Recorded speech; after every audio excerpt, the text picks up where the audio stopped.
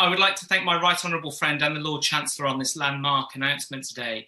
As a member of both the Joint Committee for Human Rights and the Health and Social Care Select Committee, we have covered the serious impact of the current Mental Health Act in detail, particularly on people with learning disabilities and autism, and especially over the past year.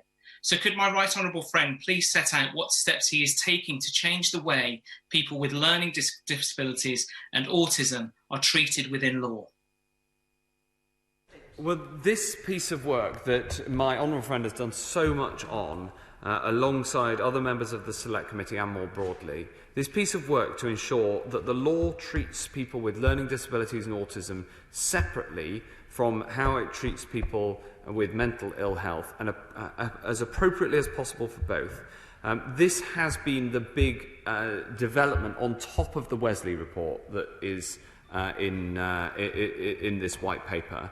And it builds on the learnings that we've had over the last couple of years, where the focus on this subject has become yet more acute, and rightly so.